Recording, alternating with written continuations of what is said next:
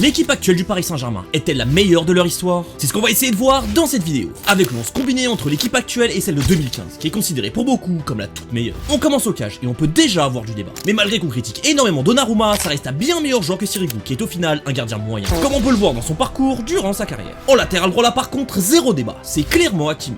Il est actuellement un des meilleurs latérales au monde, alors que Aurier et Van der Wiel étaient des joueurs sympas, mais très loin de l'élite à ce poste. À gauche maintenant est gros duel entre Nuno Mendes et Maxwell. Mais mon objectivité va choisir la fiabilité de Maxwell, qui n'a peut-être jamais été considéré comme un des tout meilleurs à son poste, mais n'a jamais été mauvais. Alors que Nuno Mendes si. Il ne faut pas tomber dans la culture de l'instant à cause de ses matchs légendaires contre Salah. Il y a pas si longtemps que ça, il était énormément critiqué. Par contre, il a le talent pour être au final bien meilleur que lui, et un des tout meilleurs au monde. En espérant que ce match ait enfin été le déclic. En défense centrale maintenant, qui d'autre que lui? Thiago Silva. C'est tout simplement le meilleur défenseur de l'histoire du club, il y a zéro débat. Pour l'accompagner par contre, il y en a, entre Pacho et Marquinhos. Et je vais dire Pacho, Marquinhos n'a jamais vraiment été considéré comme l'un des tout meilleurs au monde sur une saison, alors que Pacho est en train de le vivre en ce moment. On passe maintenant au milieu de terrain, et on commence avec une nouvelle légende incontestée, Marco Verratti. C'était peut-être le moment de tourner la page au moment où il a quitté le club, mais tout ce qu'il a apporté par le passé ne peut pas être oublié.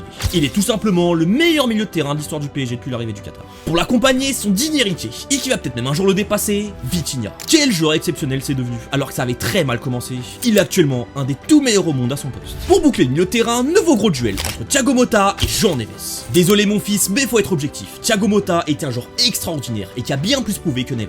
Mais comme pour Nuno, il a un énorme talent et pourra largement le dépasser, j'en suis sûr même. Pour terminer avec le trio d'attaque, on commence par le GOAT, qui est pour moi Zlatan Ibrahimovic. Pour moi, c'est le joueur le plus marquant de l'ère qatari, celui qui a su le mieux incarner le club et le projet. Bon, à débattre avec Mbappé et Neymar quand même. Mais Zlatan était là dans les meilleurs moments, et c'était le premier, celui qui a posé les fondations. À droite maintenant, qui d'autre que le peut-être futur Ballon d'Or? Ousmane Dembélé. Zéro débat là aussi. Lavezzi, Pastore et Lucas Moura n'ont jamais effleuré son niveau actuel. Pour finir, gros duel napolitain entre Cavani et Kvaratskhelia. Ça va faire polémique, mais je le dis, je choisis Kvaratskhelia. Cavani est une légende incontestée, une des toutes meilleures même. Mais pour le rôle d'ailier gauche et de cohérence pour l'équipe, je choisis le Géorgien. Et c'est pas non plus n'importe qui, c'est un des tout meilleurs ailiers au monde qui a su porter Naples vers le titre, ce que n'a jamais fait Cavani par exemple. Et du coup, voici le 11 au complet. Ça fait donc 6 joueurs d'équipe actuelle et 5 pour celle de 2015. C'était vraiment très serré. N'hésitez pas à mettre votre 11 en commentaire, de lâcher un like et de vous abonner pour plus de vidéos foot.